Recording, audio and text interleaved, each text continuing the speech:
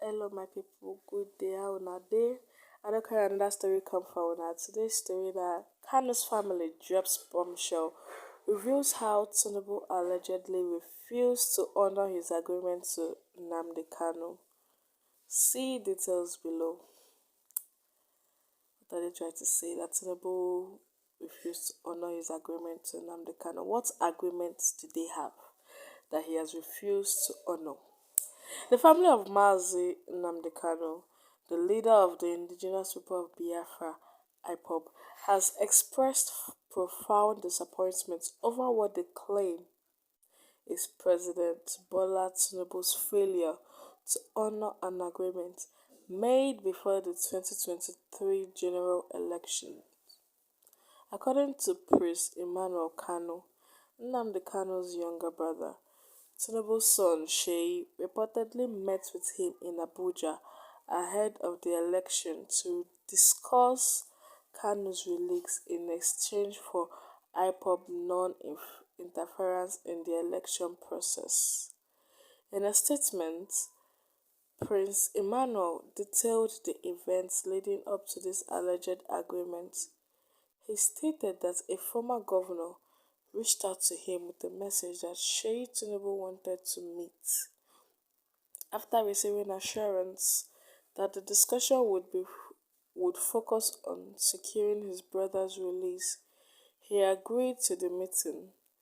Prince Emmanuel claimed that during the meeting, Sheyi confirmed that the engagement was approved by his father and that any agreement reached would be binding. Consequently, IPOB agreed not to call for election boycotts or civil disobedience, thereby ensuring a peaceful election process in areas with significant IPOB influence. Prince Emmanuel highlighted that during Tinubus' campaign visit to Owerri, Imo State, the then presidential candidate publicly reiterated his commitment to facilitating Nnamdi Kanu's release if elected. However, nearly 2 years into Tinubus' presidency, Nnamdi Kanu remains in detention without formal charges, a situation that has fueled frustration and a sense of betrayal within the Kanu family and among IPOB supporters. The legal battles surrounding Nnamdi Kanu's detention have been continuous. Prince Emmanuel pointed out that the Court of Appeal had discharged Kanu and ordered his release, a directive ignored by the previous administration. Furthermore, the Supreme Court found that Kanu's bail should not have been revoked, yet this ruling has also been disregarded. Adding to the family's frustration, Justice Binta Nako, who had been handling Kanu's case, rescued himself months ago and no replacement judge had been assigned to the matter. According to Priest Emmanuel, these legal delays indicate a lack of willingness by the Nigerian judiciary to resolve Kanu's case on its merits. The Kanu family has decried what they perceive as political motivated detention. Prince Emmanuel argued that Nnamdi Kanu's continued incarceration lacks any legal basis, whether within Nigeria or under international law. He criticized the reliance on legal technicalities to stop proceedings, calling it an affront to justice. For the Kanu family, this situation underscores a troubling pattern of unfulfilled promises by political leaders who fail to uphold their commitments once in power.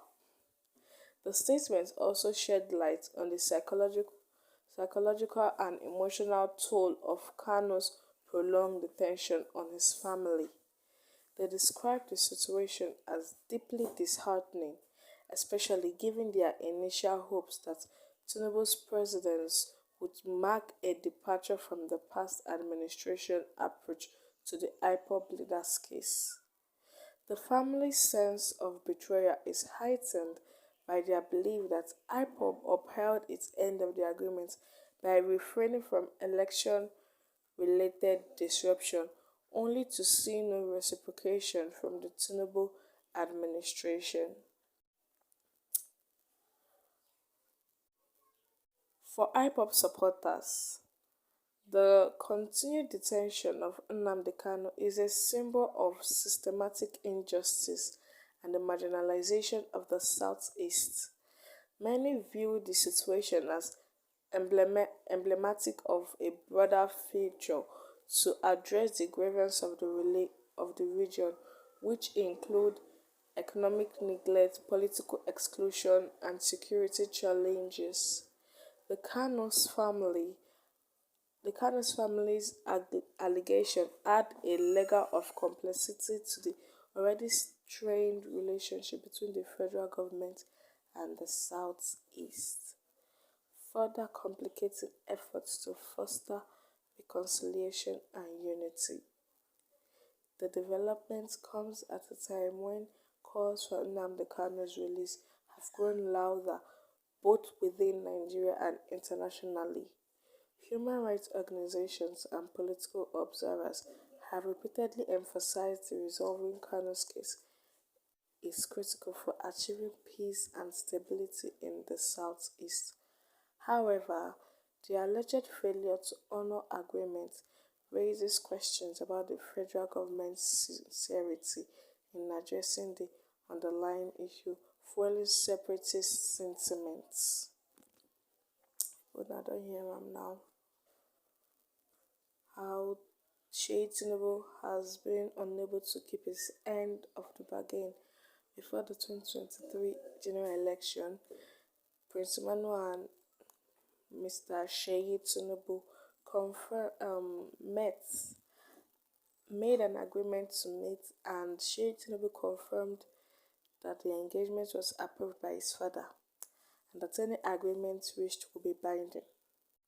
And they agreed to facilitating Nnamdi Kanu's release if elected.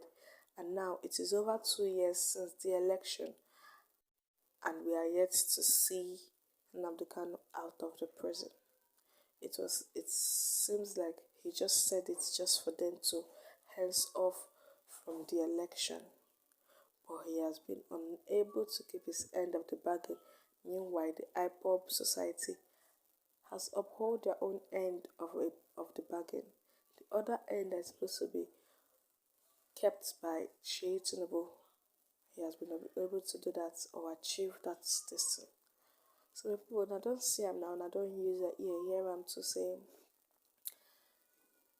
this thing, Tinubu has refused to keep his own end of the bargain of releasing Nnamdi Kanu. That is all we have for you today. Thank you for listening. God bless you. Hope you listen next time.